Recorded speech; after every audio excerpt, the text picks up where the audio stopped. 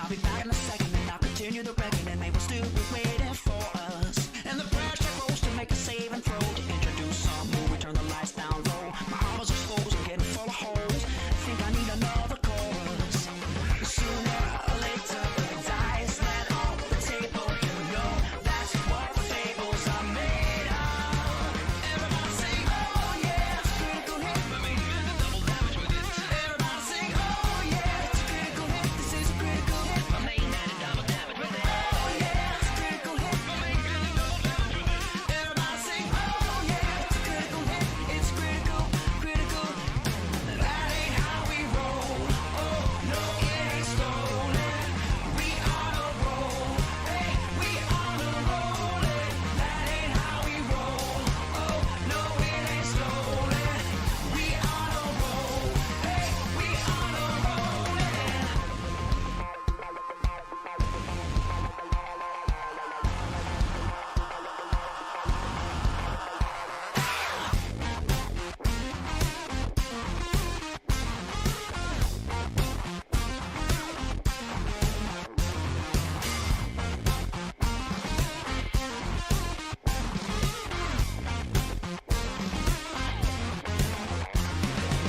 Sooner or later, the dice land on the table. You know that's what fables are made of.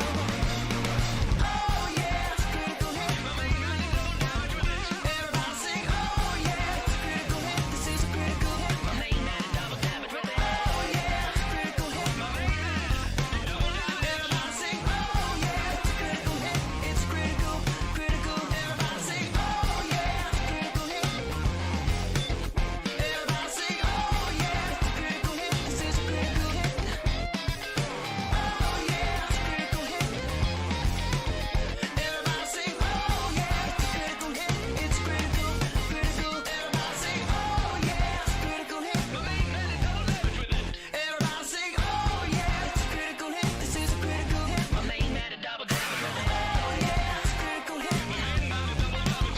Everybody sing, oh yeah, it's a critical hit. It's critical, critical. That's what I'm talking about. Welcome, everybody. Welcome to the critically hitting show that has now entered its second full year of production. It's hard to believe, but here we are. Welcome to episode 13 of Masters of the Dungeon. I am looking forward to this show, and I will talk more about this in just a minute. But before we get there, a couple of reminders about ways to support the stream. If you have not done so already, please make sure to follow the channel. That is always one of the best things you can do.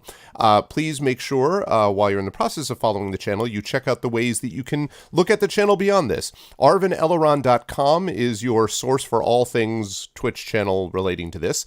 So going over to ArvinElleron.com is a good thing. The YouTube channel is !ArvTube. That'll get you over to past broadcasts of this and other shows on the channel. !ArvCord will get you over to the Discord channel where you can hang out with folks, Arvinauts, in between streams. !ArvTweets will get you over to the Twitter, where you can join up my Twitter, where I always try to post when I go live. Speaking of Twitter, !Tweet will help you retweet this stream, so please do that, because that, again, is a big help to get people beyond the Twitch community interested in a show and a channel of this kind. !ArvShop will get you over to my merchandise area where you can check out all the stuff that we've got available right now for Infinity Beyond, and soon to be other stuff available for Adventures of Middle-earth, hopefully, and definitely Esper Genesis and Assignment Impossible as well. So please check that out. !Arvtreon will allow you to support the Patreon, which is currently sitting at $379.96. Would love to see that get up to $400. As I say, the Patreon is kind of tapped at the moment because I had to pay to get the Arvin Elleron website developed, and I had to get some other stuff paid for that was all going directly back into the channel. And so the Patreon basically is the financial backbone of the channel as the subs gradually ramp up. So any support you can do for the Patreon would be helpful. I need to refresh it? What do you mean I need to refresh it? What? Hey, 384.96. If that's you, Shadowed, thank you, dude, for doing that. Thank you, man.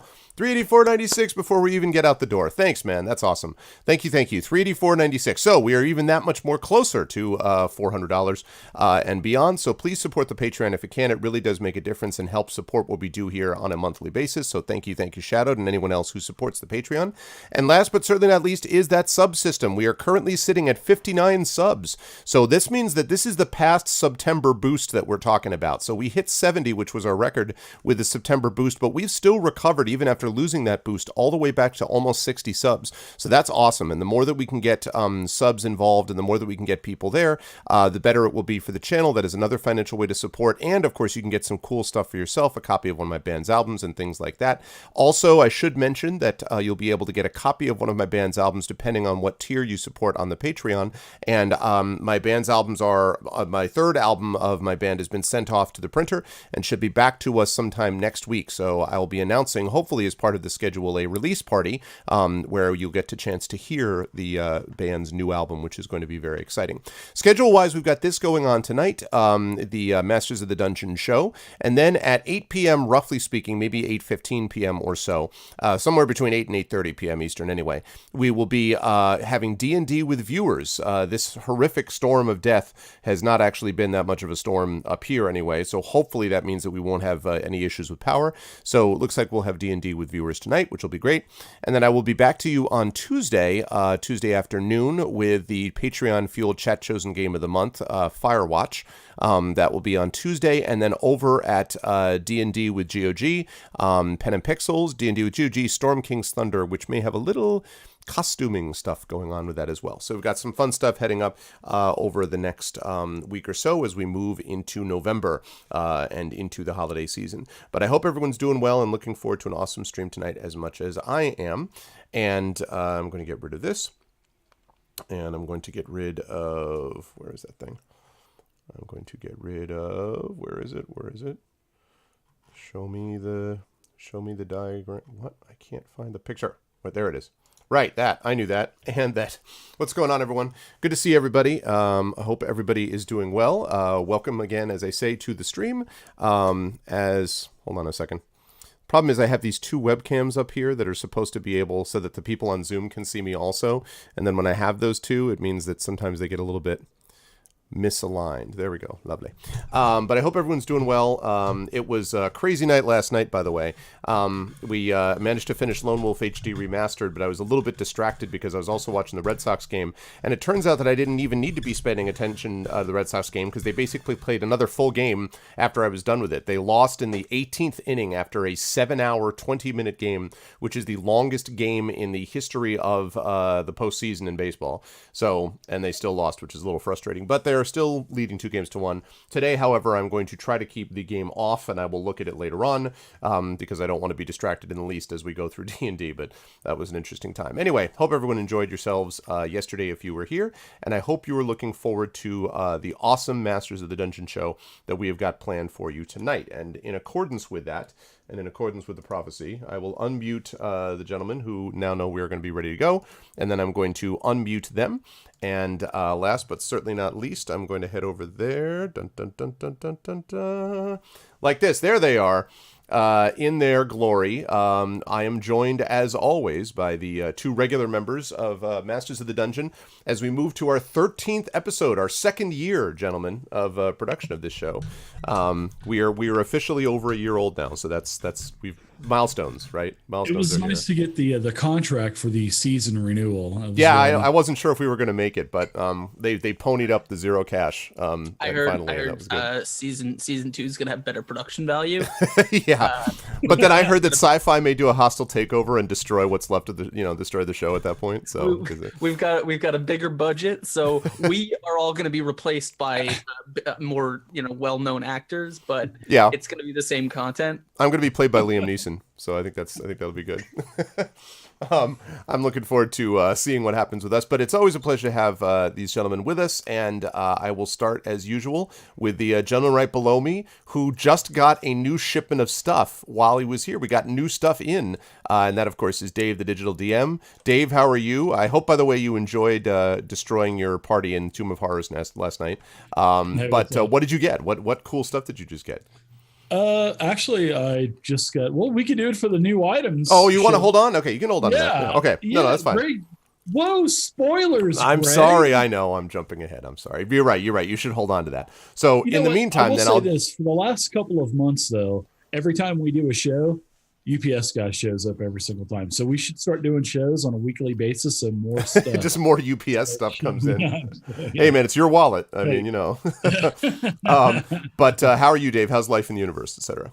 Everything's going good, man. Everything's going really good, and it's good to be here. Good to be here with you and Askren, and let's kick some ass. I love it. I'm looking forward to Kick it. some ass and take names. Kick and, some ass and take names. yeah, and chew bubblegum. Yes, and we're out of bubblegum, so that means all that's left, as we know. So I'm looking forward to that. Always a pleasure to have Dave with us, and of course Askren, who is with us as well. Hello, Askren. How's life, the universe, and everything with you, sir?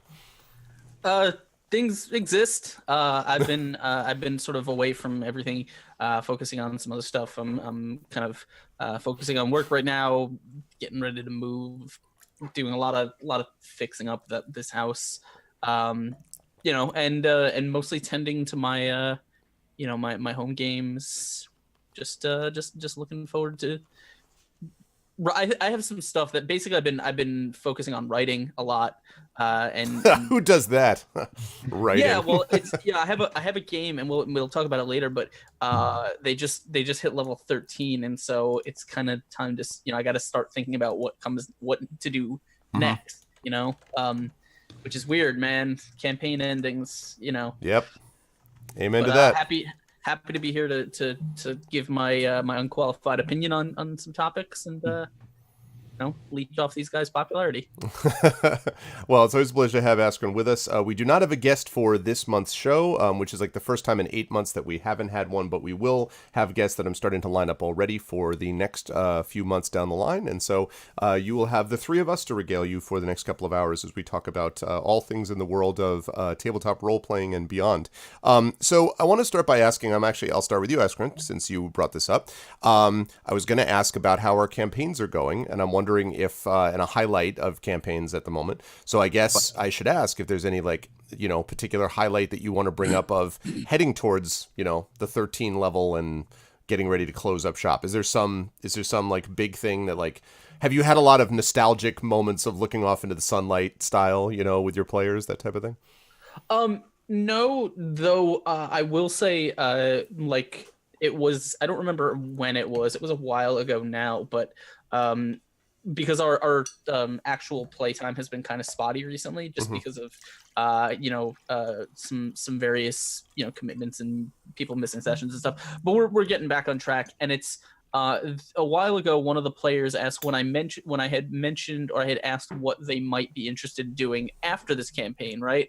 What kind of story or what kind of campaign we might be interested in next. Okay. One of the players was like, I'm so relieved to hear you asking what are we gonna do next, because there is technically the possibility that you might just be like, all right, that's it, we're done, I don't want to do this anymore. Yeah, that would be the worst, right? Like, no.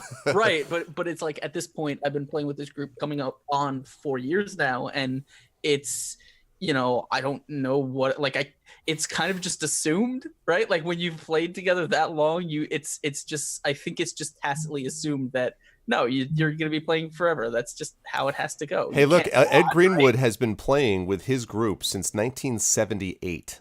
The same group, so 40 years.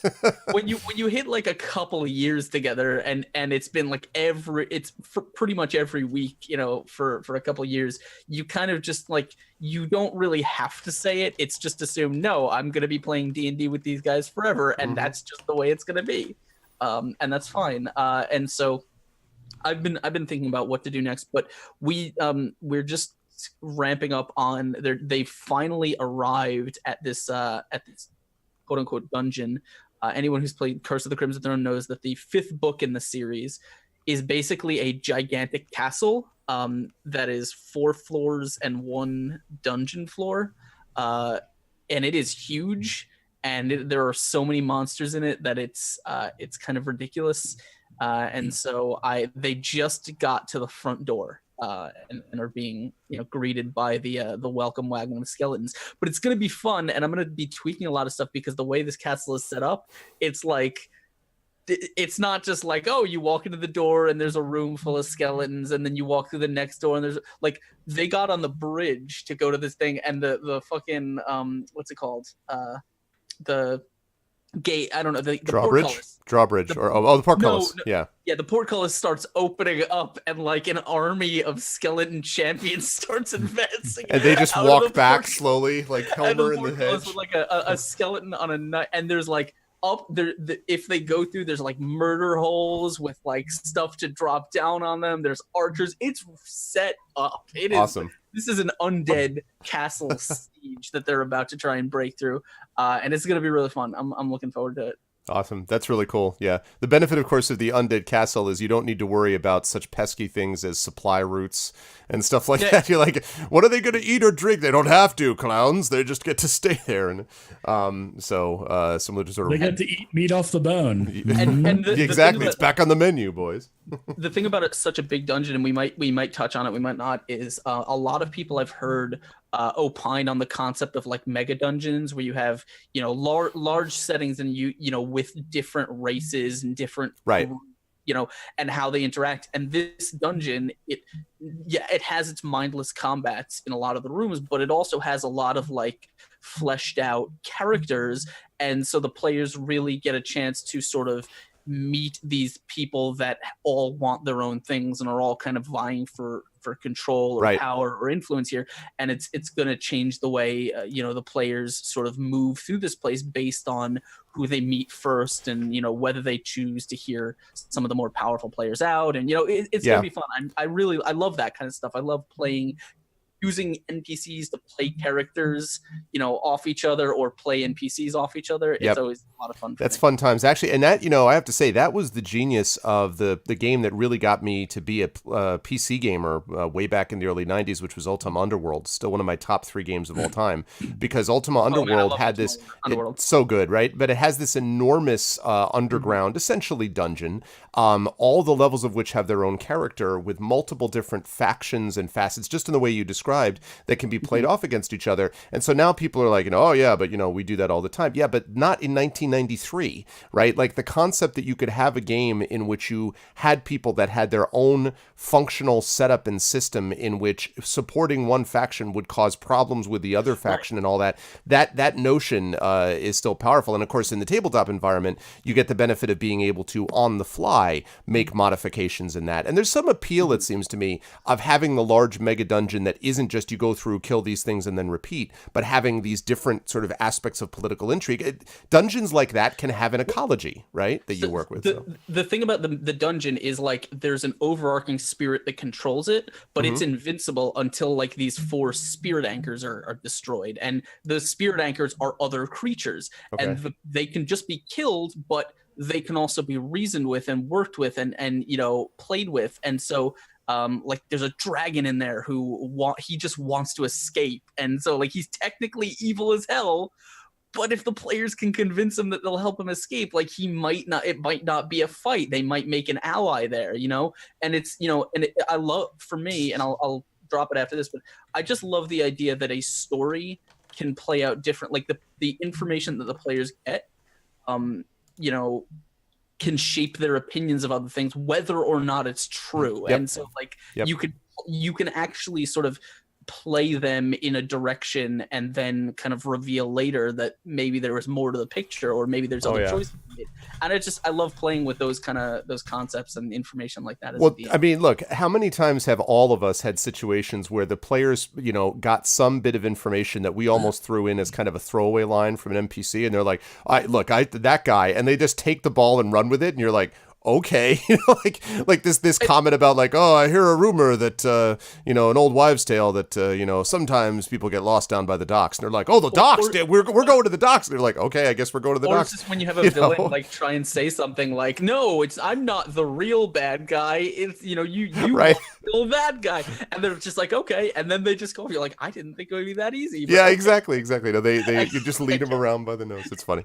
So Dave, what have you got on your end? I saw, like I said, I saw you doing Tomb of Horrors yesterday, but is there anything you want to highlight in a currently running, or, you know, like one shots or whatever that has happened of late that you want to bring up as being cool? Well, actually, you mentioned it. I mean, we just started Tomb of Horrors last week. I had transitioned my Savage Worlds 50 Fathoms game back to D&D 5e. Didn't you come out of 5e? So you went 5e Yeah. to Savage Worlds and back into 5e? That's cool.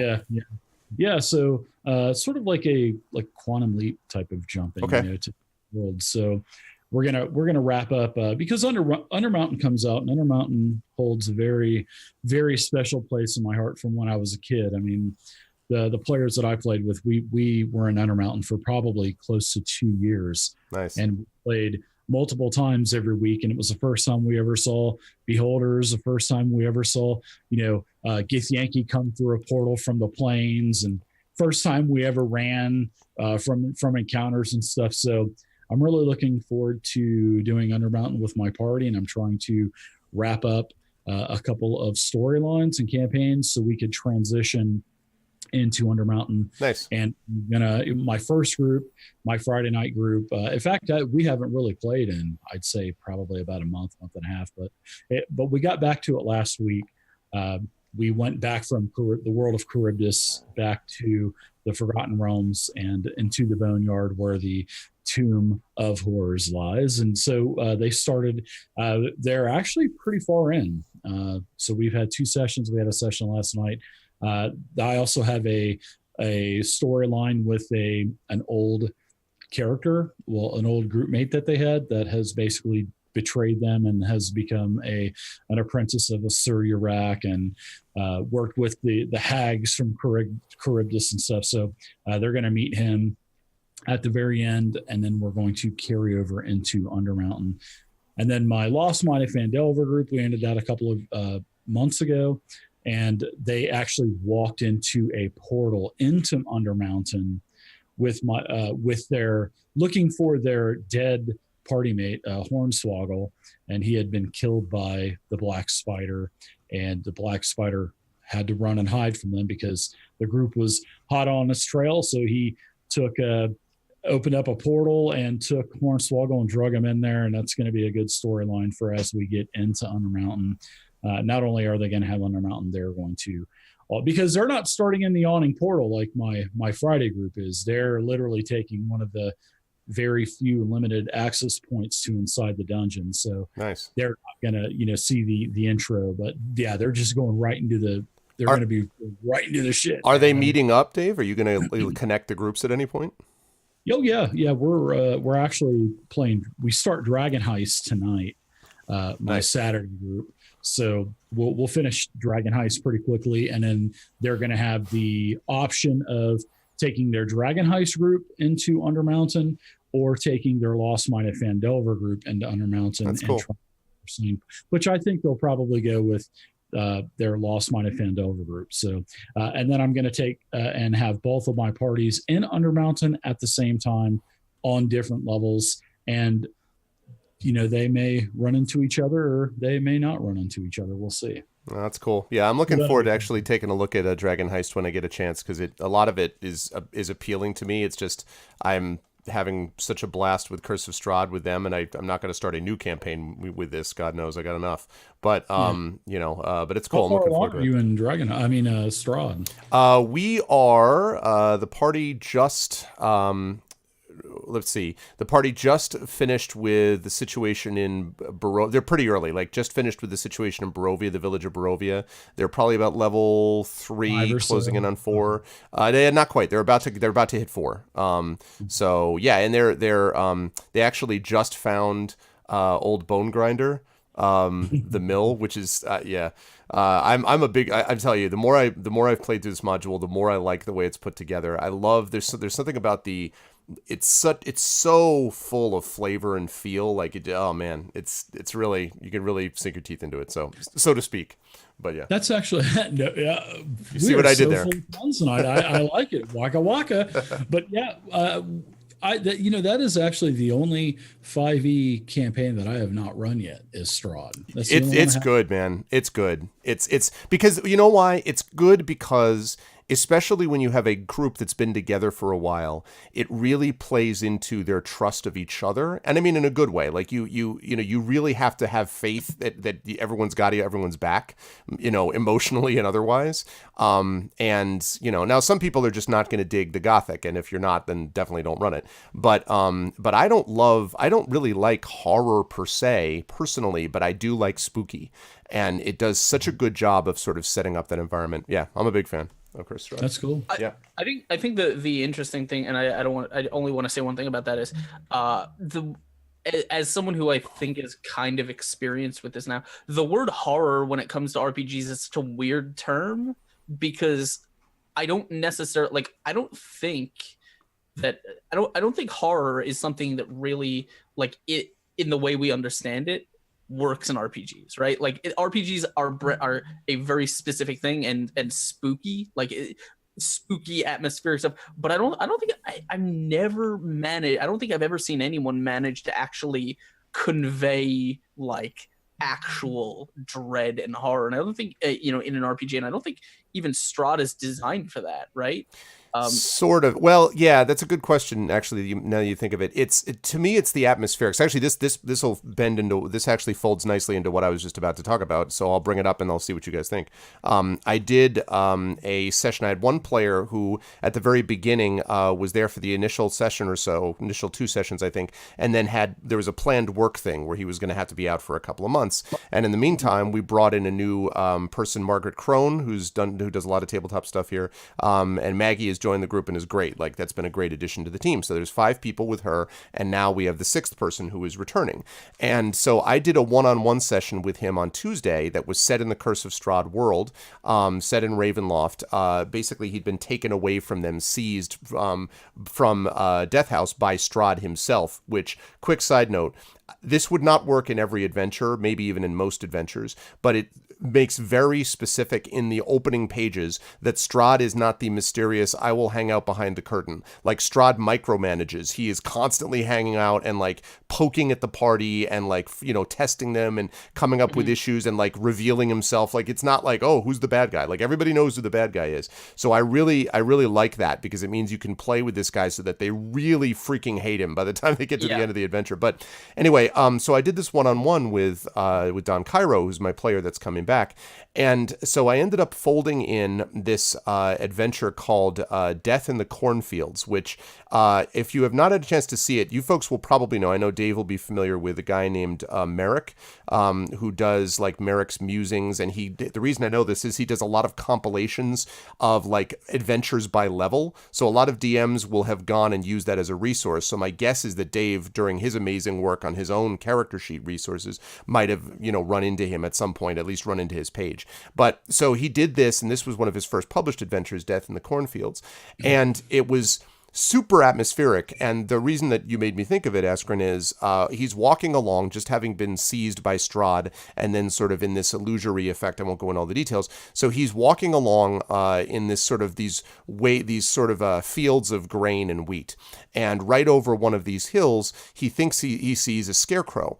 And it's described initially as a scarecrow. It's sitting there, and the crows are all around it. And then as he gets closer, he realizes that it's actually a teenager who is hanging there, badly bruised and beaten. And as he gets closer, he begins to find out more details about the teenager. And you should go check my YouTube for more, because I don't want to spoil it. But the thing I wanted to point out is what gives that its atmospheric feel is the fact that your expectations are continually challenged. So what you think you see is then revealed to be something else, which is then revealed to be something else, which is revealed to be something else. And it's done not in a, guess what, I told you that it was white, but now it's black, so haha.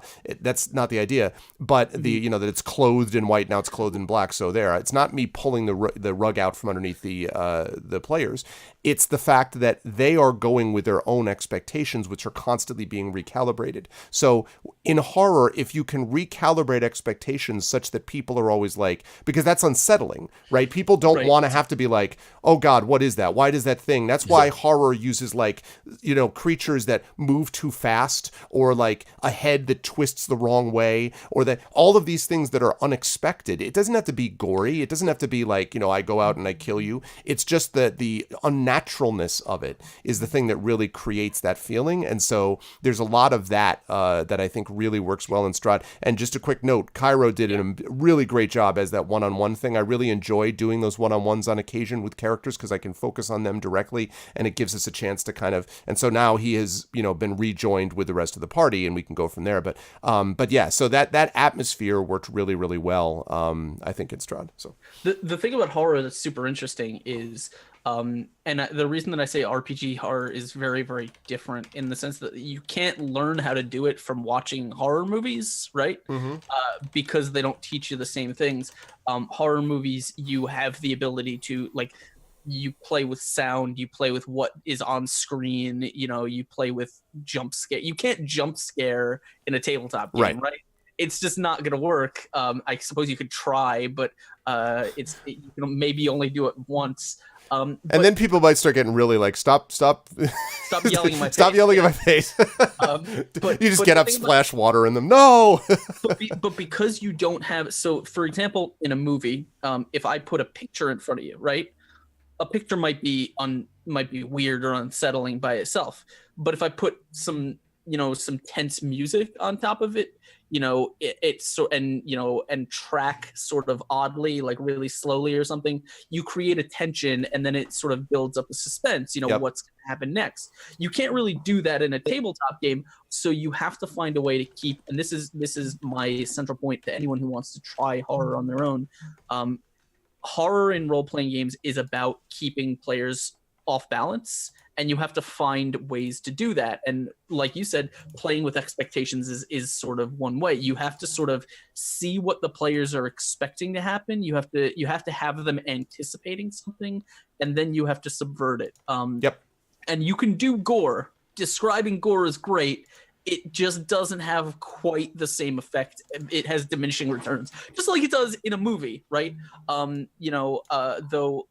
But I think it's horror, especially in RPGs, is constantly about finding new ways to sort of unbalance your players, right? What have they come to expect, and how can I how can I just tilt the floor under them so that they don't really they have the best thing that you can do is have them create an image of in their mind of the worst possible thing that could happen next, right? Yep. Because then it almost doesn't matter what you do, right? As it, whether you hit that or you don't, it's like you still pay off their suspense. But that's a huge part of it. And Strahd, I think, is all about that, right? It's at its weakest when, like you said, when Jaws is at its weakest when the monster is right up there on screen. Strahd as a campaign is at its weakest when you're bashed in zombies and you're right, knee deep in filth, but it's at its strongest when you dread what is gonna happen to you next. Right, and consequences are such a big part of that. Like the full group party in Strahd ended up having to rescue, and this is going to be some spoilers for folks who haven't seen Curse of Strahd, but I'll try to get through them quickly. It'd just be like about a minute of it. They go into this church in the village of Barovia, and Donovich, who's the priest there, has basically not been seen by the populace for a while. And when you walk in, you see him praying. You see the inside of the church has been basically torn up, which is actually is a little bit in the light of what just happened, the awful shooting today in the Pittsburgh synagogue. This is sort of directly resonant to me, but so you see the whole thing is just torn up, ripped to shreds, and then you hear this unearthly voice from below the floor, basically screaming that he's starving and please help me, Father. And what comes out is that this Donovich's son went along with a group of people to try to, in quotes, deal with Strahd once and for all. And of course, Strahd annihilated them and ended up turning Donovich's son into a vampire spawn and then sent him back. And so Donovich basically locked him in the basement and has been praying nonstop for like a week to try to figure out a way to get his son back without killing him. So the implications of that and the party sort of thinking about what they're going to do with this broken, he's a good man, and he's a broken man who doesn't know what to do about this situation with his son is really powerful. And so it's the consequences. It's the thinking, oh my God, what are we going to do? Like, do we destroy this guy's son? Like, do we, that kind of thing really makes a difference because there's so much at stake for them. That's what I call tragic horror. Yeah, There's yeah. there's visceral horror, which is tends to be like you see guts and blood, and that kind of makes you a little bit Yep. queasy. When you see someone get killed in a movie, we have this sort of reaction to cringy reaction to it. Yep. That's a visceral horror. Yep. And then we have body horror, which is horror that kind of makes us uncomfortable about who and what we are as people, in our own head. And then you have sort of that tragic horror, horror that where we kind of come to the realization that there is no hope in a scene or a situation, that it is going to play out and it's in the worst way, and there's nothing we can do about it. Yep, exactly. And I think the interesting thing too is, by the way, that also in a paradoxical way, if it's handled properly, the triumph over creatures in horror is that much greater, right? Because it's triumph mixed with relief and combined with this feeling that you really went out of your way, which is why I said I think it's such a good idea that they make Strahd into this sort of the obvious, because once they deal with Strahd, that level of success is difficult to match, and it's this sense that you didn't just go through and deal with something that was mechanical. It was dealing with something that had legs. Like that, right? So, it's like you have this seemingly unstoppable killer, and then at the end, it's you find a way, to get away from him, and it's like that is the relief. Yep, absolutely. And then then of course they're like, but he didn't really die. Well, that's movies. But that's movies, but but it's still but it's why audiences cheer at the end of a movie when the villain dies, right? Because it's that sort of overcoming. Yep, I agree.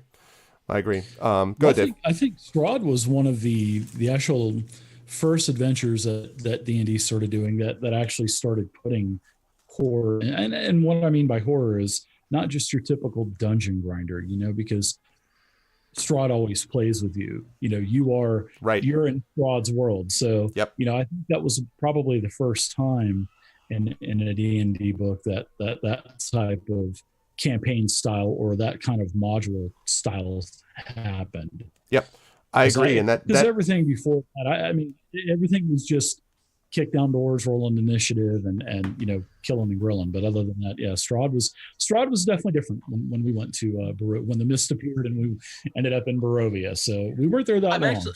I'm actually super interested. You had a topic that I think would be really interesting to talk about with respect to Strahd. Yes, let's hit it on the head, because you're right. I was thinking about that in terms of this, since we're closing in here on Halloween. Also, thank you for the host, JN Dogs. I appreciate it. The topic that we wanted to talk about, I called this the Frankenstein model. How do we tie together sort of published adventures and one-shots and homebrew elements into one coherent campaign without players noticing? And I thought about this in two ways, and then I want to hear what you guys have to say.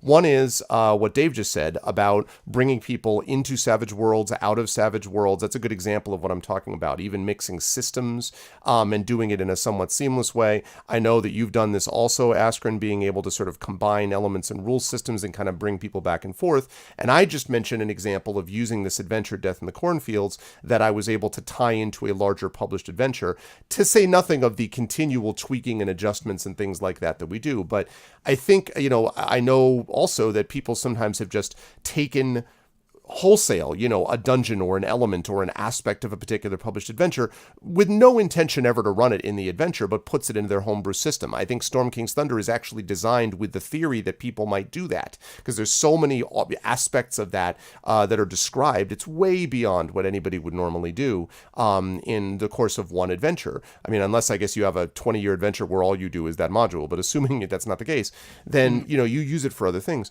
So I'm curious about how you folks bring this in and take these elements and use them in sort of larger, as part of a larger campaign, and how you conceal the seams, let's say, from the players so that they don't notice that. What's your sort of organizing principle? And either one of you can start with that.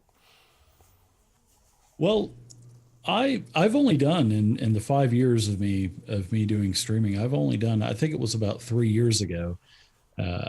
Actually, one of my games fell on Halloween. And earlier that day, I'm like, that'd be cool if I could just kind of tie in something Halloween related to the adventure. So I just basically took where the adventurers were at and just threw in a bunch of Halloween stuff. And it actually worked out. It worked out pretty good. But I mean, there's so many pre-published Halloween adventures, especially within the last couple of years. you'll see a lot of, especially through DM's Guild or RPG Now. Right. I mean, there's just been such a huge influx. So, I mean, it's pretty easy to just grab one and do a one-off. And, Savage Worlds is a great system to do one-shots.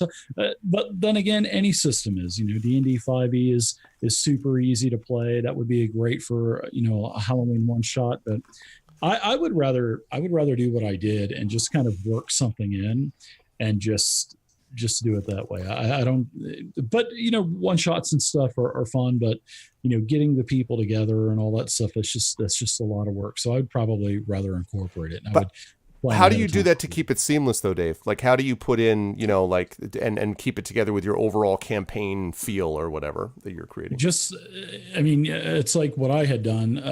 I think this was during Rise of Tiamat, and the players were actually in Waterdeep at the time. So, I mean, that was just it just worked out. The moons were lined up perfectly. And I just had a little kid come up to him and say, my mommy and daddy are missing, et cetera, et cetera. And then they, blood and gore and, it was just Halloween themed and it worked out. I don't think that it would have worked out as well if it wasn't in like an urban setting. Okay. Waterdeep or something like that. But I mean, it can definitely work anywhere. I'm not saying that it wouldn't work.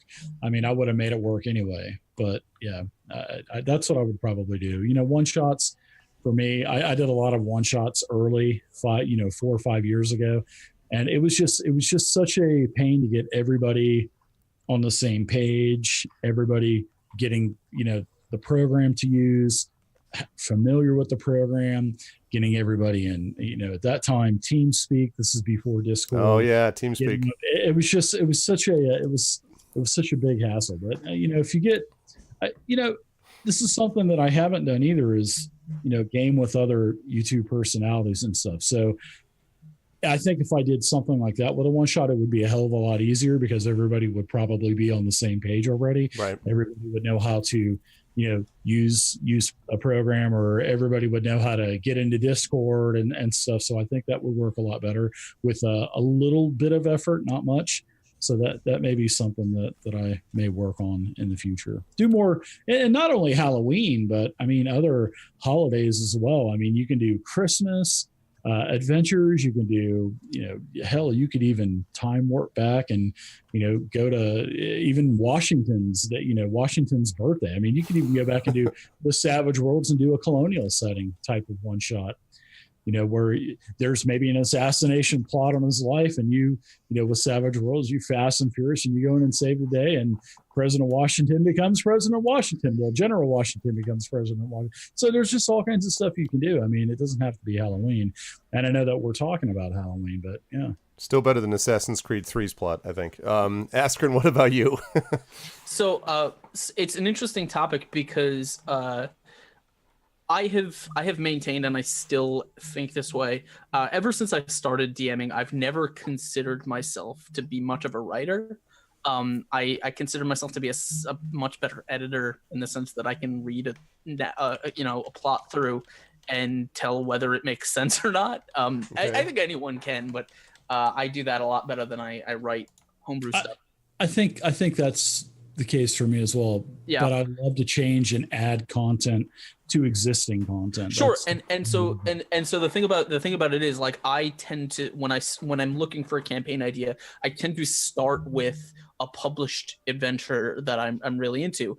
Curse of the Crimson Throne is the one that I'm running on Fridays, but I tend to always start with something similar, as a base. And then it becomes a question of, okay, so even if I take this adventure, there's a little bit of content here. There's a little bit of stuff to do. But for me, I like things that play out a lot more slowly and have a lot more stuff in them. So then I will kind of take the content that's written in this chapter of this adventure, and I will start stretching it out. I want to expand the timeline a bit. And that means that I need to fit other bits of content in there, to background stories as you, as well, yeah. Right? And yeah. And 90% of the time when I'm looking for stuff to fill out a campaign with, I will turn to either my stock of, or I will go searching for adventure modules, either short ones, long ones, just anything that I think is interesting or fits the tone, and I will often read through them until I find a little bit that sounds interesting, whether it be the premise of a quest, or the impetus for adventure, or the MacGuffin that happens to be in play, or the scene, something that seems interesting. And then I will be like, okay, I have this. Now the work that I have to do is splicing the beginning and the ending of this little adventure into my overall campaign. Right. So usually that means what NPCs are in play that can sort of put these events into motion, and what can I do with the end? Because usually when you have a one-shot module, there is no end, right? It ends when the dungeon ends, but it just says like, and you continue on after that. But you as a DM, if you're using this as a piece of content in a larger adventure, can say, and in succeeding here, they then get a key or a piece of information or something that leads them further down the path in the actual campaign. Right.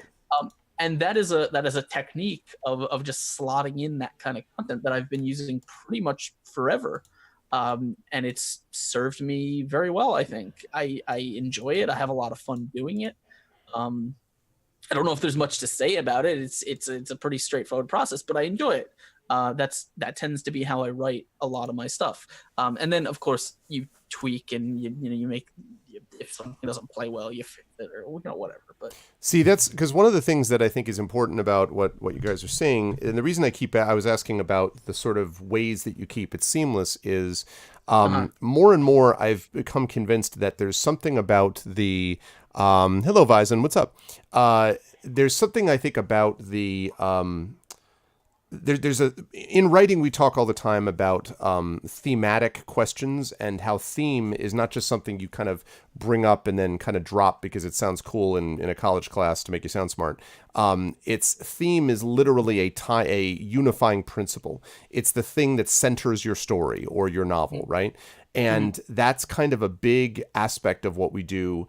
I think is creating with our campaigns sort of the themes that underpin it. Now, if you're dealing with just something which is just going to a bunch of rooms and killing a bunch of creatures and that's a dungeon crawl, okay. But I would argue even that has a theme. Borderlands. Yeah, exactly. Like, and that theme is really just kind of like kill as many things as you can before they stop you. But most of the time, a lot of these campaigns are based, I think, around organizing principles, around questions of love or faith or regret or revenge or, whatever, like these sorts of things. And the reason I mentioned it is they may be subconscious. We may not pay much attention to them. But when we're trying to figure out how to tie things together, that sense of theme really matters. And by the way, our theme as, game masters may often be different than the themes that the players come up with for themselves. So their sort of search for discovery, is going to be different based on each individual player. What their goals are, the themes of their lives is one thing. The theme of the group is another thing. And the theme of our adventure is yet a third thing. So I guess what I wanted to kind of bring up was the fact that having these narrative through lines, these themes around which we build adventures, can really help in making the homebrew / even published adventure combined with another published adventure work. So the thing I was thinking about with you, Dave, was you were talking about the character Hornswoggle. Is that the name? That was dead. So there you have a theme of they want to try to get this guy back. They basically want to try to find him and presumably maybe get revenge on the people that attacked him in the first place or whatever. But there's a lot sort of associated for them in trying to track him down. In my Strahd campaign, this character, Rude Vraxos, who's the one that I played the one-on-one with, one of the characters played by Trendane, who Askren knows, it was Weller Pale, really took to Rude. They kind of met under strange circumstances and he really likes him.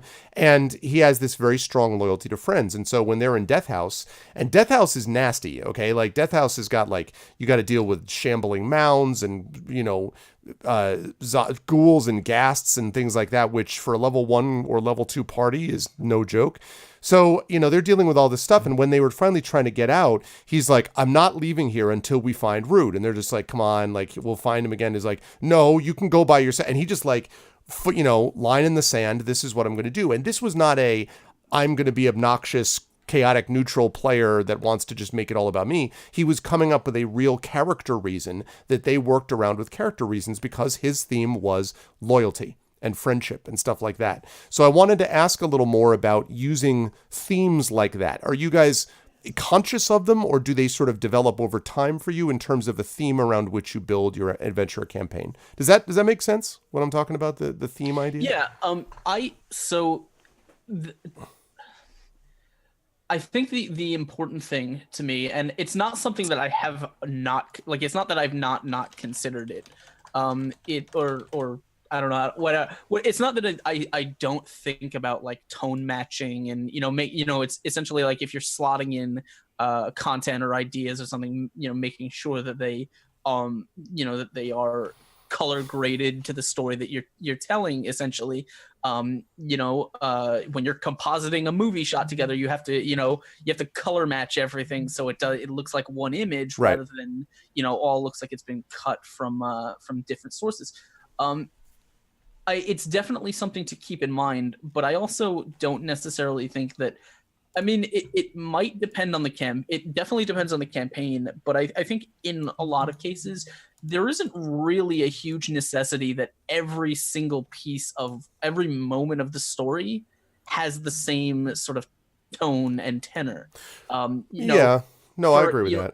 Even in horror games, there are often, players will sort of find interactions or scenes humorous, right? And you kind of have to, I tend to not intentionally put them in, but I won't, like, if that's the way something plays, like, I'm not gonna crowbar it in, to what I want it to be. No, and that actually, just one quick thing. In fact, I think that those moments, the reason that those moments are often found in horror is because you need them to create contrast with the horrible moments that follow. So yeah, if you're creating an adventure that's just death, death, death, doom, death, death, blood, death, doom, like that, that's not 99% of the people that play that are going to get tired of it because there's just only so much you can push the same button without some variety. So yes, I totally agree with that. I mean, that's certainly true. Oh, there you are. Sorry. So yeah, it's kind of like I would say that you could do it with an eye towards matching things, but I think unless your campaign is very, very specific in the tone that you're driving for, I think most fantasy stuff that you paste in is going to be like I to the point where, like, I've constantly asked my players if they can identify the stuff that they think is part of the story or is added, and the answer is generally like I have no idea. Like it all it could be anything, and that's in the same way that I think like a lot of movies have scenes that you're like, that I don't remember that scene as part of the movie, or that scene kind of stands out as not making a lot of sense, but they put it in there because they thought it played. I don't think we can stay on tenor or on tone 100% of the time. I think I also don't think it's hugely important in a lot of ways. Like, the players aren't looking for the seams. I guess that's what I'm kind of driving. Like, players aren't looking to say like, wait, he added. No, I agree, but I think they notice them if they're there, though. I think they notice if something seems that. I don't think so. I've never had the experience of a player like. Maybe because you're good. Has it ever struck you? I don't know. Maybe you're just good at doing it. I don't think that's the case. Oh, see, because I have. I mean, I've played in campaigns where I'm like, dude, really? Like, so. Sure, maybe it's possible. I don't. Maybe like I might be sort of overly critical as a player or DM, but generally I don't think the players that I have experience of have really made an issue of it. Okay, that's fair. Or Dave, maybe they're being nice to me and not secretly they're just kind of like, geez, man, oh god, he's really mailed it in tonight. Dave, what do you think? What do you think about this, Dave? Like, I mean, are there themes around which things get built? And again, I'm not talking about. Let me just say before you answer, I'm not making this into some academic thing where you like sit down and say the theme of today. I don't mean it like that. I mean that over time there are some organizing principles that kind of pop up on an adventure, I guess is my point. Yeah, well, I like to space them out. I don't like to have oh shit moments like back to back to back to back to back because they're just expected every single session. But I'm in the boat to where Askren's at, to where I don't think my players sometimes my players will, especially if I put like a special NPC, like my really nasally sounding alchemist vendor, or, if I throw in like my RC little smartass little RC kid, or something like that. Yes, they'll know that it's injected by me, but no, I don't like to, I like to inject stuff, but I like the moments where they're like, you know what I mean? The light bulb comes on over their head and they're like, this is part of the story. And then, they'll find something, and then maybe a couple of months down the line, they'll find out that item has some significance or something like that. So that's what I go for. But it's not like, but on the other side of that, you also have to have the players that want to play like that too. So, I mean, we've talked about this before. It just depends on the style of player that you have. And I mean, some players just want to kill stuff mainly. Some players like a good mix of RP and also killing and grilling, and some people just like all RP. So you have to have a good mix, and those little trinkets and tokens and stuff that you add in.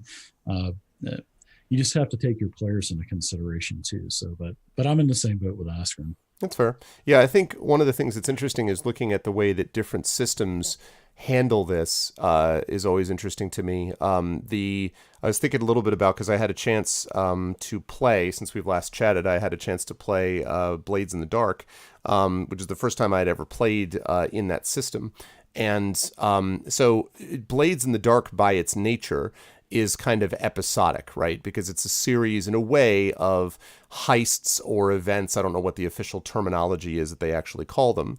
But they're jobs. Jobs, something like that. I don't remember the details for things. And first of all, so I did this on my real play, on my actual play podcast, Speculate, and I had never played as a part of this before. So my partner in crime on that show, Mike Underwood, did a really good job GMing it. And I was thinking as I was going through it, I was just like, Jesus, I am better you than me, man. Because some of the stuff that was being asked of him in terms of how many of the mechanics he had to play around and fiddle with at what times was interesting to me. I kind of came away from that feeling like, this is a cool system, but you've really got to know everything as the GM to make the system really kind of work. Because I just was imagining it a little bit. I mean, I was obviously enjoying it as a player, but I was kind of like, whoa. But anyway, so that's episodic by nature, and yet a lot of the Blades of the Dark campaigns that I've seen, like one that was on here run by Johnny Pittman, who's in my Aspergenesis stuff, and Trendane played in, that had a lot of, it seems to me, deep RP and character development and, not combat oriented, despite the fact, and very thematic, very campaign oriented in quotes, despite the fact that it really was a lot of little mini things. Like, it was a lot of jobs. It was like a bunch of these little heists or jobs or things that are going on. And yet there's this big overarching backdrop of the city, which is really well done, that everything is set against. Like a plot point campaign for Savage Worlds. Maybe. Well, so talk to me about Savage Worlds. Does Savage Worlds sort of play into that more? I mean, does Savage Worlds have more of a campaign-ish they have an overarch. Yeah, for sure. I mean, they have an overarching theme, storyline, and then they have all these little jobs, like you just mentioned, little plot points or one-page adventures that go along, and you can basically plug and play them anywhere in between the big, overarching story that you have. Okay. No, that's fine. So I mean, just to close up on that, so the environment, the sort of backdrop of it had a difference there. But what it demonstrates to me is that I grew up playing, when I was DMing modules back in high school, right? I'm basically doing B2, B3, B4. I'm doing Palace of the Silver Princess. I'm jumping around. I'm doing the Ghost Tower of Inverness, which is a criminally underrated module. I'm doing a bunch of these little adventures that don't really have any through lines, honestly. I don't think the characters would run through them, but I never really spent a lot of time being like, all right, so, here's the following things that happened in between adventure. I didn't really think of it that way. And it wasn't until much later that I started really thinking about larger arcs and larger campaigns and larger sort of sequences. And so something like Blades in the Dark feels to me like an example that even if you have little individual adventures that are sort of bite-sized, that doesn't mean that you can't have characters in general feeling like they're part of this gradually evolving story. And I would argue that I still think part of that is tied into the thematic consistency of that world, whether it's done by the city, that sort of everything is about the city, or whether it's done by the sort of darkness of the atmosphere, but something about it ties it together to make those little things work. Ash, what do you think? My friends over at and everyone knows them over at I do know them very well. No. Mike and Speedy and Johnny. Oh yeah. 6 and 20. That's the one. Sure. Yep. Yep. They did. They for a long time they did Blades in the Dark, and that's the one I'm talking about, Askren. That's the one with Trent and everything with Speedy also. Okay. Yep. Fair enough. Yeah, and they they're the thing about Blades in the Dark is, you're right, is that it's sort of inherently designed for these short self-contained story, not even stories, missions, right? These things that are kind of granular, but I think it's because of that, it's kind of it lends itself very well to sort of episodic play, in the sense that you know how like when you watch like TV series, like a TV show, right? Where every episode is self-contained, except at the beginning, at the end, you get a little detail that leads in from the last and connects. You do this story that has nothing to do with the characters. Like, the characters are going to solve this mystery, and they just get a little nugget of story advancement while they're doing it, right? Yep. And that's gonna string you along for the whole campaign.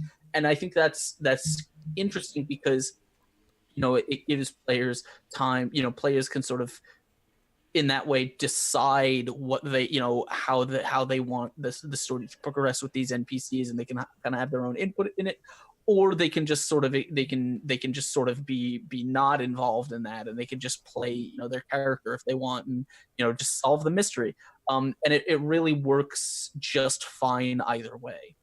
Whereas D&D, you can play the dungeon crawl, but a campaign doesn't really work if players aren't invested in something, Yep, that's right. Beyond like just a one shot here or there or whatever. I think one thing I want to note is that one of the places that does this really well, what this reminds me a lot of are the Dishonored games, which do a beautiful job of setting you in the city environment, and then you are literally engaged in these mission-oriented specific locations that you're trying to go through to do various tasks and things, which will then make it possible for you to advance in the story. Now, those by their nature are much more linear. Dishonored is a much more sort of linear progression than something like what we're talking about theoretically is. But I that feel to me, first of all, I like that kind of stuff anyway. Like, the reason that we like sort of the TV series thing is the fact that we sort of dip in and out of these episodes. But I would say, one thing I would ask is, I mentioned that when I was a kid, I didn't do stuff like this. I doubt that, Dave, when you started playing, that you were doing kind of long, extended campaigns as a player. I'm guessing you did it the way I did it, where you you were playing modules, right? Like on a one-on-one, like a one module, next module thing. They would be intersected. Yeah, sure. But not like I'm thinking about my 15th level character when I'm level 1. You know what I'm saying? So the thing for me, back to what you were saying too, you were running, Everness and stuff like that. Those were all the TSR modules that said, just put these anywhere in your world. Right. Yeah, exactly. At the very beginning. Yeah. Exactly. Yeah. No, they very much were meant to be modular, like literally. Yeah. So, but when I look at something like the sort of, as I grew older, as I said, I changed that a little bit. But I wonder if part of that isn't because we've gotten more interested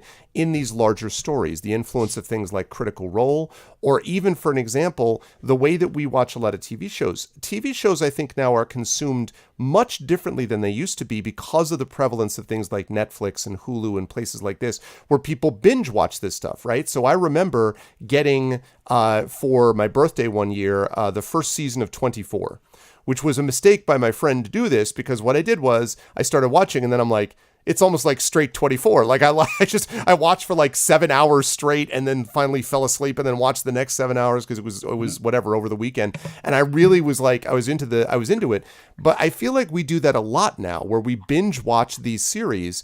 And so the feel of it is, yes, we've got this sort of episodic quality, but it's not me growing up watching Star Trek with my dad, and we watch 1 hour and then next week there's another episode that's different. There's not that break anymore in time. And so it seems to me that we're starting to consume media differently on the TV level, and probably that's the case with Adventures too. It might have had an influence. Yes. I think in general, and I don't think this has anything to do with, like, I don't think D&D or TV as in general are the impetus for this. I think these are you are seeing the results of it. But for example, movie stories are a lot more, tend to be a lot more complicated these days than they used to be. Movie set design and, just design direction has to be a lot more slick and a lot more complex than it used to be. Everything has to be more than things used to be simpler, because we as people sort of inherently over time grow more, I don't want to say discerning, but we kind of... You're saying our ancestors are morons. Just say it, actually. Like, yes, our ancestors were idiots. And yes, old people are dumb, but also... just clip that. No, but also, like, we as consumers of everything, like, we get more, we grow more sophisticated over time, right? Our, like, for example, just the things that people demand, it's the reason why Warhammer models used to be real simplistic, and now they need to be sort of highly detailed and super, just super ornate and and complex. It doesn't change anything about the game, right? The game is could function exactly the same whether you were using a little army man or a super ornate poly resin cast model. But consumers demand more. Like, if we go to see a movie that's got a super simple plot, or a TV show that's super old school simple plot, we'll be ahead of it. Our brains will be ahead of it before we even realize it, and we'll be like, I'm not interested in this because I already know where this is going, because I've already seen this story before. And so I think it's the same thing with video games. Video games need to be more open, more complex, more let us do more things, because people are more demanding, people are more sophisticated in their tastes. And I think role-playing games, like you said, there are a lot of things that are the result of that, things like Critical Role and other entertainment that we consume, but also just as DMs, like, we want to do more because we know our players are more sophisticated. That's true. That's true. In the way that you can't write a simple book and they'd be like, why didn't no one like it? But I agree with you 100% about this. I find this really interesting, actually. But I do want, especially your comment that old people are dumb. But the one thing I want to add that was the theme. Hey now, that was the theme. No, that's your theme. Old people are dumb. I get it. Like, that's how you're going to tie it together. No, but I want to add something to that, which is. Or I want to throw a little bit of a theory on this, because that's 100% accurate. But what I want to suggest is that the underlying emotional root of everything we do remains the same basic 4, 5, 6 emotions.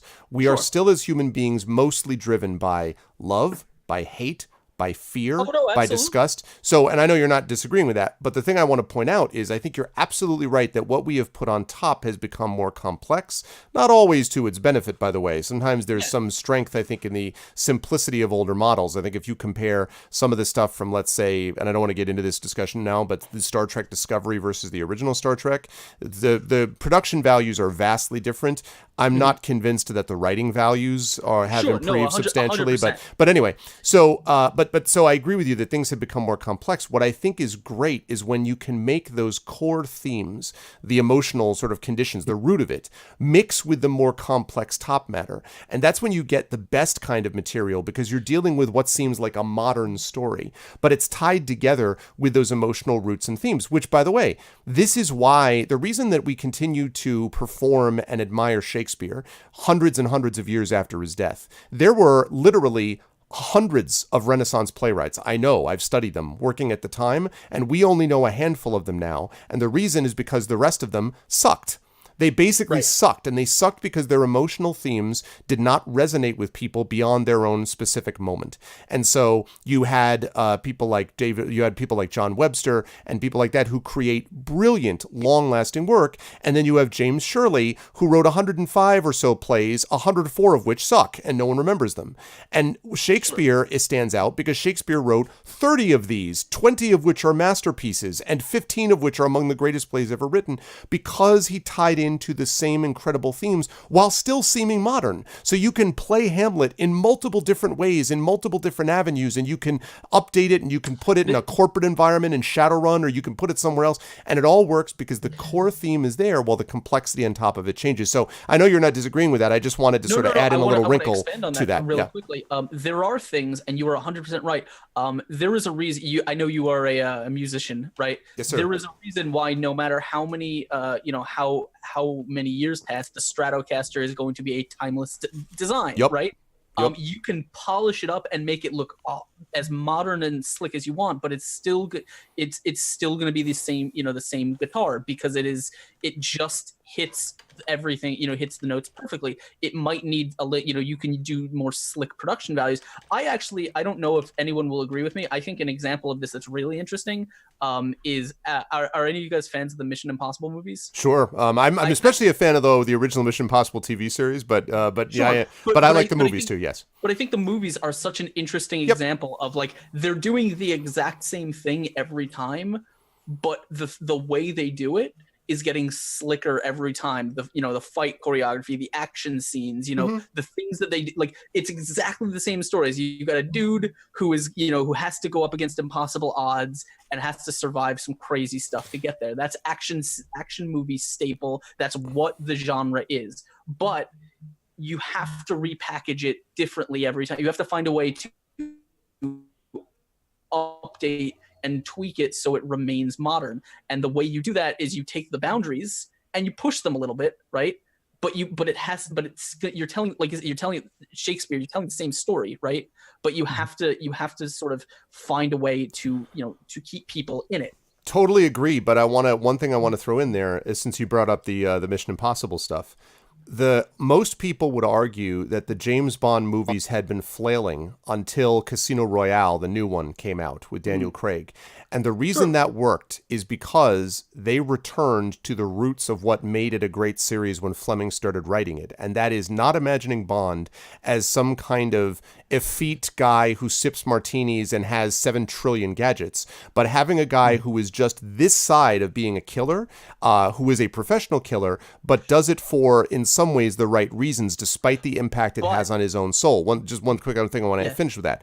I think the reason they did that is because they got pushed by the Jason Bourne series to do exactly that, because Jason Bourne traces the sort of development of Bourne as a character, and you feel for him, and then it's got all the slickness that you want, but the following of that character is what matters. So to me, that was just kind of like getting back to the roots of it. Definitely helped. And the Mission Impossible things, when they're at their best, I would argue, is when they make you give a damn about the characters that are involved underneath it. You know what I mean? No matter how slick something might be. 100%. And I think that's important. Is any movie, any story, any show, any game can be slickly produced, can look amazing, and still be garbage, right? That's not. I'm not saying that is a substitute. Like, style is not a substitute for substance, but people demand style anyway. You can't just it has to be, the way we present things is important, right?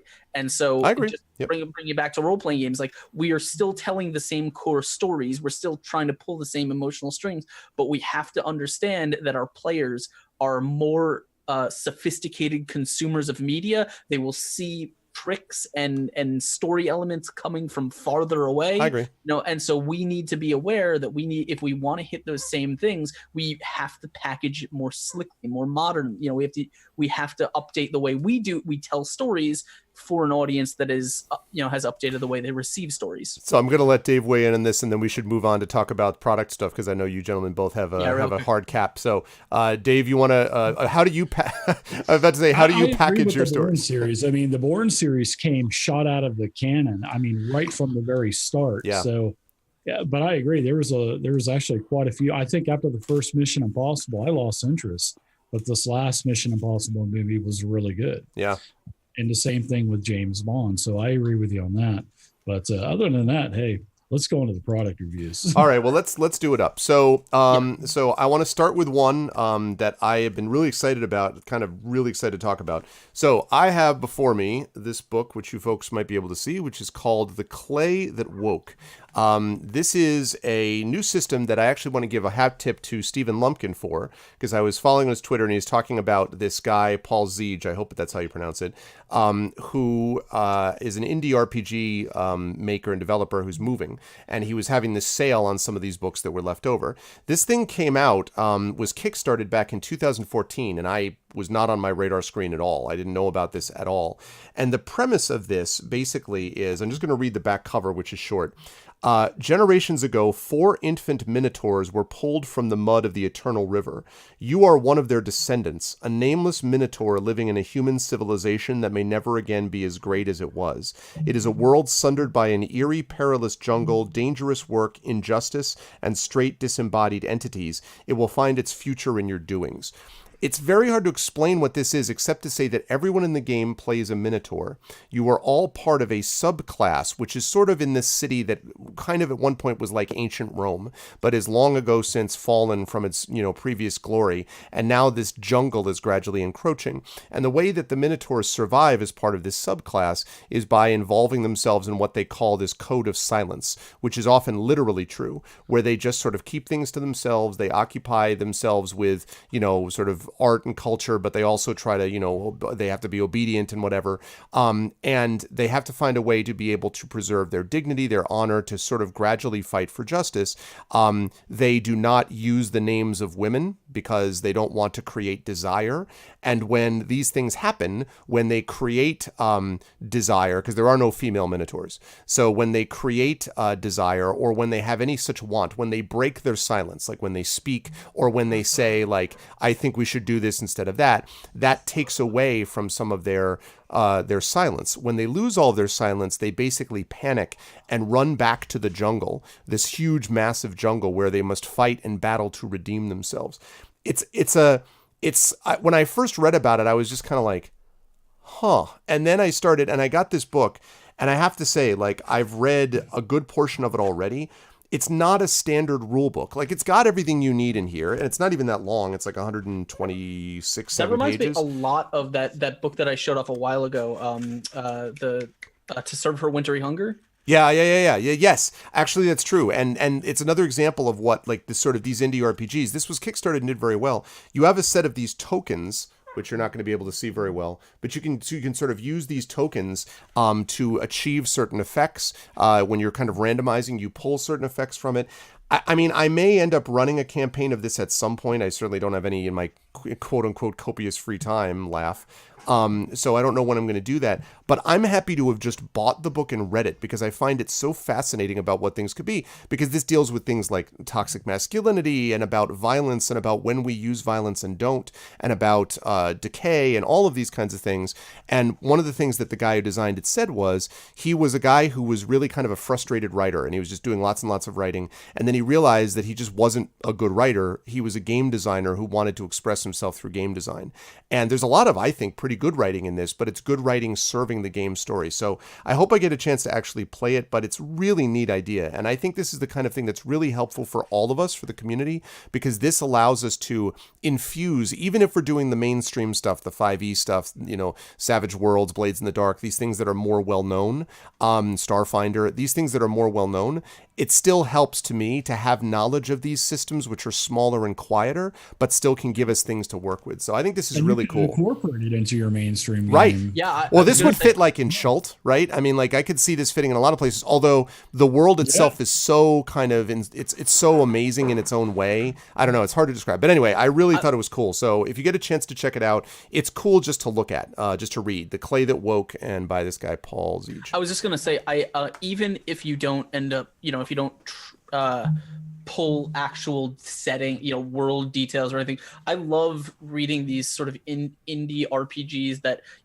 we have this idea of how games work, And when you get into the indie, whether it be indie film or indie music or indie games, you have people who are like, their whole goal is to sort of push the boundaries of what we understand right the genre to be. And so Right. you have indie designers who they sit down and they say, this is how people play a role-playing game.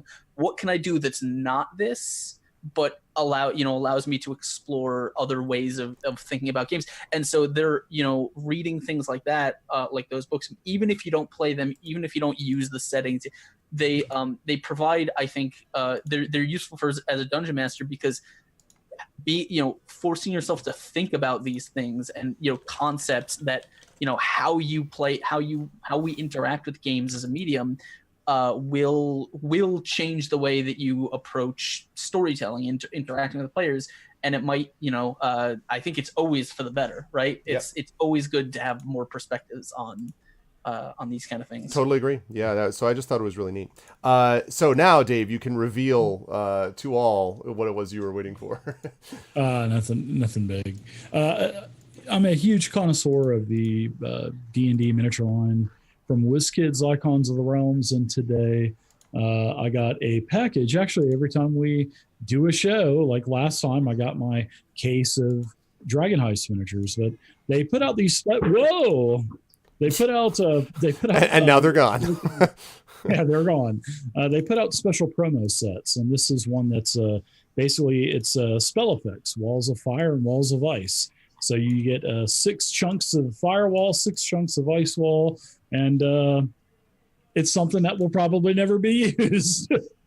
Now that I think about it.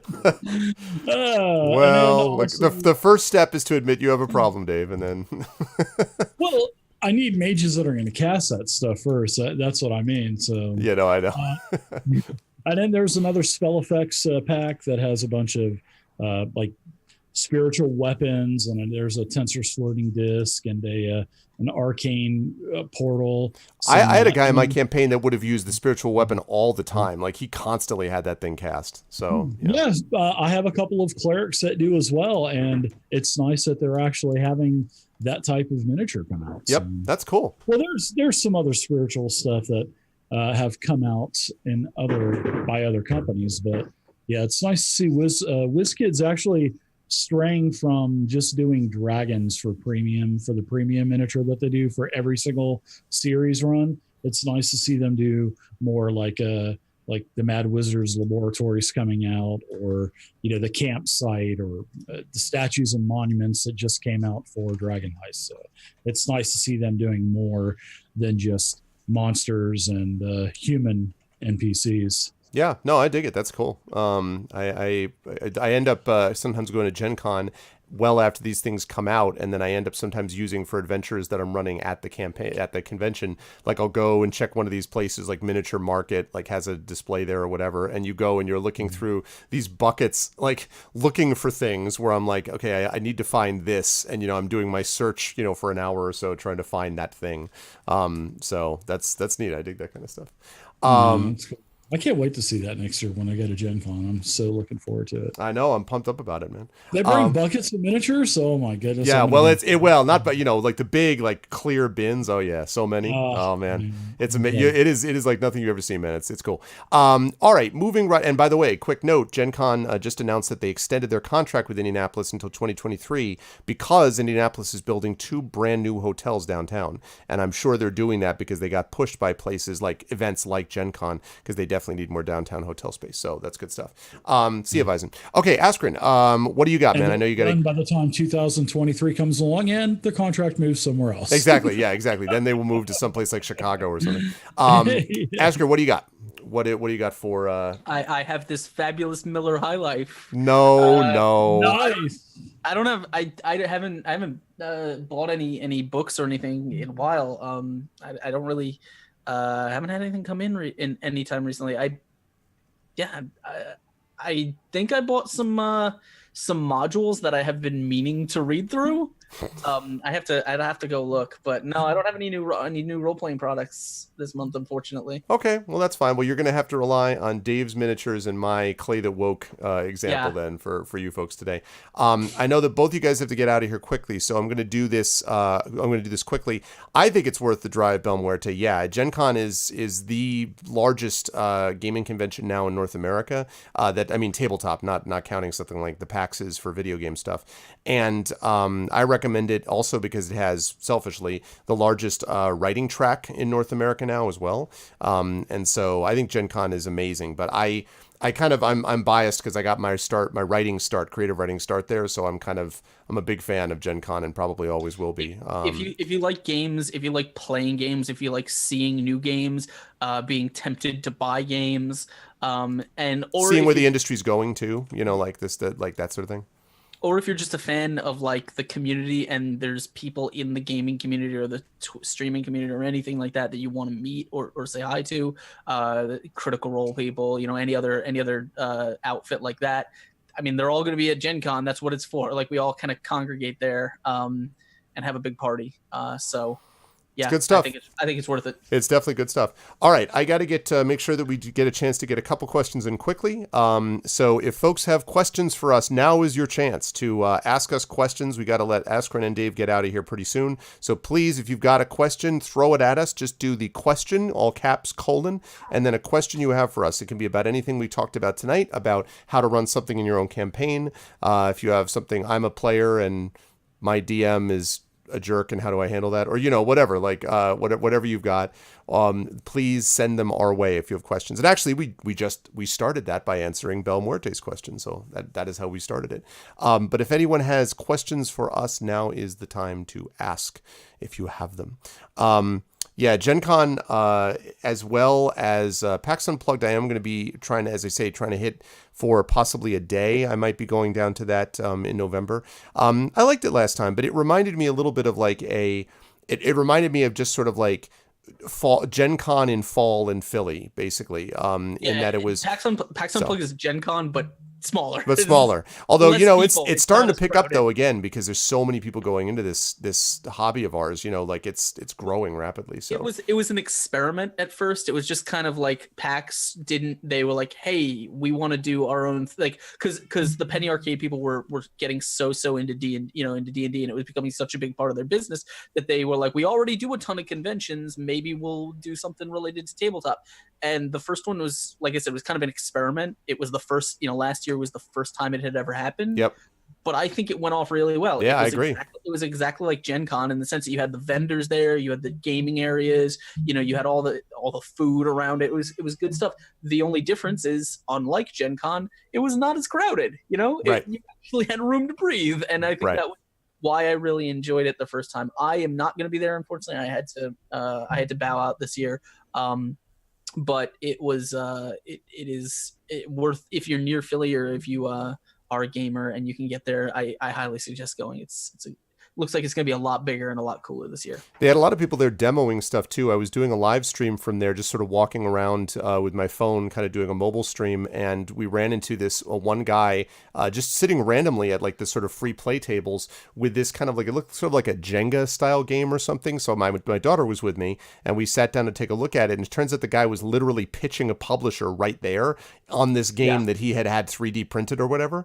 And the guy ended up passing on it. So like, and saying, but I think this has got potential or whatever. And my daughter was she's like, I thought that was a really good game, and I don't know why, but it was funny because that's the kind of thing you just randomly run into. You just like go down and like, and here's a person pitching a game that could have theoretically been published by this publisher or whatever. That sort of thing happens a lot more in the industry in these informal settings than you might think, because it's just literally like you're just at a long table in the middle of the exhibit hall with a bunch of other people around them, and that sort of thing happens all the time. So the sort of scope and size of these places is a big thing. I know that Dave is going to Gen Con next year, but have you got, because you were telling me all about like the amazing El Paso con scene, so have you got anything else that's on the docket, Dave, that you're going to con-wise? We actually have had since March or April when El Paso Con happened.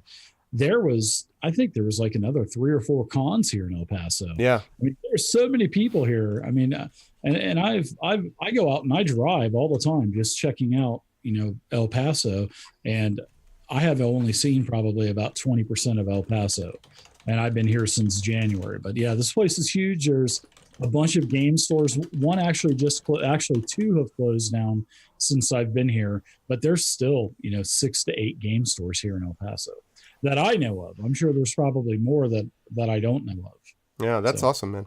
All right, well, we got to let El Paso come on. Yeah, Definitely. El Paso, that's cool. All right, we got to let Askren get on out of here because he has got another commitment at 8 o'clock. Askren, as always, my friend, a pleasure. Where will the fine folks see you here, there, and everywhere on the internets? You will see me in about 5 minutes over on the Cast Together channel. I'm going to be playing some Mouse Guard for charity with my friends for Abigator and Throck. And then I show up on Sundays, so tomorrow over on Laurelania's Twitch channel, playing playing a dwarf on their Path of the Demon Lord, which is a Shadow of the Demon Lord campaign. You can find me on Twitter at Askren. Name is right down below. Though I haven't really been on Twitter. I've been kind of not on the internet very much anymore. I'm kind of on sabbatical right now, so you might see me popping up here and there. But other than that, I generally just appear places anywhere I'm always behind Arv. Okay, I'm not on the internet, but I'm always behind Arv. Even now you see me. Now you don't. So if you want to find me, just look to the right of him. Look right, and then you'll find me over there. Good to see you, man. As always. Good luck today with the Mouse Guard thing, and I will chat with you later on. I will see you guys around. Thanks for having me, guys. All right, see you, Askren. See you, Askren. All right, so and I'm going to capture Dave's cam correctly. First of all, never mind me. Okay, so any other questions you want to throw, Dave? We have time for maybe one more, and then I know Dave also has to get on out of here. Because he has to go play D&D like anyone does that. I have to, nerd. Got our premiere of Dragon Heist tonight. I'm looking forward to it. Yeah, actually, I do want to ask you about that. So, because one of the things is I haven't had a chance to look at it, and I don't want to spoil anything for anybody. But my understanding is that it's structured differently than a lot of other adventures have been in the way that it's set up. So. Not completely differently, but what have you found as you're getting ready to run it? Is there something you're this concept is cool or something like that? Well, I had play tested some months back in the closed play test. So a lot of things had changed during the play test, and I was on the fence about it. But now that it's released, some things are changed, and I like it. I like the urban setting. I like how it's like we were talking about tonight. How games have evolved, and it's just not kicking down doors anymore. This has a lot of politics in it. I don't want to go too much into right. Spoiler factor, but yeah, it's good. It's different, and plus it leads into Undermountain that comes out next month. So yeah, which is going to be really neat to see how that all kind of plays together. And I think this is the first adventure that they've done, which takes you from 1 all the way up to 20. Isn't it designed to take you 5 to 20? 5 to 20. It's a continuation after Dragon Heist. Dragon Heist leads into it. Right, but so Dragon Heist goes 1 to 5 though, right? Correct. Okay, yeah. So the whole campaign arc is 1 to 20. That's nuts. It's about time they did that. Yeah, it's about time because they were always 3 to 10 or even Strahd is supposed to be even 15. Yeah, that's 1 to 10. Yeah. So why, unless you do the the adventure at the beginning, probably what you did, but why have a game? Why produce a game?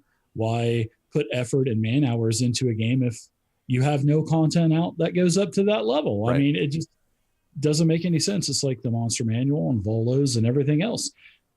Add content from level 15, 20 plus. I agree. And the DMs Guild has kind of jumped in with some of these indie things, Palace of the Red Pasha and things like that, which are sort of finishing after Tyranny of Dragons, which I may end up running. At some point, we may go back to that with my original crew and run some of those. But still, the reality is that that's independently created, and it's not quite the same, as putting it together as one big package. So, yeah, I agree with you. I think that there ought to be more like this. So hopefully this will work the way they want it to. But it sounds like there's a lot of buzz around it. So I mean, it's Undermountain. I mean, it's one of the most famous places in all of D&D lore. So yeah. Yep. I mean, I know it holds a special place in my heart because, my friends and I, we spent 2 years of our life every week, multiple times a week in there. Like I said at the beginning of the show, that's where we saw Beholders for the first time. That's, where we ran into Elminster. That's where we ran into Drizzt Do'Urden. I mean,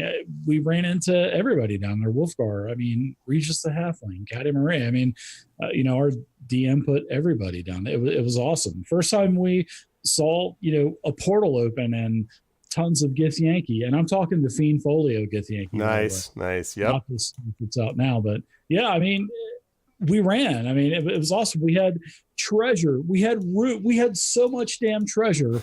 We had rooms of treasure that we had barred up because we didn't have any. We didn't have bags of holding or anything. Our DM was stingy. People say I'm stingy. Man, you see my DM. I had like a +2 sword at level 30, a +2 mace at level 31. See, that's what I'm talking about. And when you got it, you were like, yes, the greatest thing I've ever received because there were so few of them. It's the opposite of the Monty Hall campaign, right? The name of the episode that I'm talking about, Judo Killer, is called, the module is called Palace of the Red Pasha. It's available on the DM's kit, DM's Guild. If you do a search for Palace of the Red Pasha, and it's also got a little bit of an Arabian theme to it, which I kind of like anyway, and have been thinking it would be fun to do a campaign in that setting at some point. The Al-Qadim, related setting. I was fixing to say Al-Qadim. Yeah, Al-Qadim was good. There's something about that really, there's something I really enjoy about that environment. So, but yes, Hollow World as well. Hollow World has some that's right. Middle Eastern stuff. Yep, that's right. So it's kind of neat. I like seeing some of that stuff too. So Palace of the Red Pasha, that is correct, Glog. Yeah, absolutely, and also hi, Glog, and yeah, but Mail, Horde of the Dragon Queen, which is the first part of Tyranny of Dragons. Second part of it is the Rise of Tiamat. So that's how that all works. So, but I believe that it's 8:00, which means I got to let Dave go as he heads off to play some D&D. So I will ask him where the fine people will see him next here on the interwebs and elsewhere. Pretty soon you'll be able to see me on my Twitch stream, which is /TheDigitalDM. And also you can check out my DigitalDungeonMaster.com website. I'm on Twitter, Facebook, all that stuff. And you can find me all over the place. Awesome. Always a pleasure, Dave. I really enjoyed these. It was really neat stuff to talk about this. I always look forward to these. And we will see you back here for episode 14 next month. But you guys should definitely follow Dave. He's really entertaining DM, and it's fun to see the different adventures he does. And like I say, I ran Tomb of Horrors as a special, like, death to all players as a special GOG charity thing earlier on this year. So it was fun to go over and see sort of differences in how we run it. It was cool. Anyway, you should check it out. My characters are level 5 in there. I mean, they're only level 5 are. That's supposed to be 10 to 15, but I mean, even at level 5, and I'm sorry, this is just Dungeons and Dragons 5e. It's so player friendly. I've had to modify so much stuff to bring it up to my standards of what I want for Tomb of Horror. So, I'm giving like skeletons like 5 attacks around, and the forearm gargoyle and the secret door room. Smash. Yeah, but they're going to be fine. And in fairness, you don't get a lot of complaints because all you have to do is just say Tomb of Horrors, and they're like, all right, like they're all, because it's so legendary, right? That they just get the it's. Oh, you touched that? Oh, a lightning bolt just came out. Yeah, Tomb of Horrors, man. Like, what are you gonna do? I'm just the messenger. That's it. Yep. Oh man. All right. Thanks for having me, Arv. I totally appreciate it. Good stuff, Dave. I will see you next month. Thank you, sir, and bye for now. We'll see everybody next month. Bye-bye. Bye, Dave. All right. And that is going to do it for Dave, and it's going to do it for Masters of the Dungeon episode 13. It's not going to do it for the stream, though, because we're going to be moving on to another thing within the stream. But if you are here for Masters of the Dungeon, I want to thank everyone for having come and been a part of this, which I always enjoy doing. And thanks, Judo. I'm glad that people get something out of it. I always enjoy doing these because, it's fun to talk shop, basically, and it's fun to talk about this hobby that we do and why this thing actually matters. So, Sega, Paul Sega.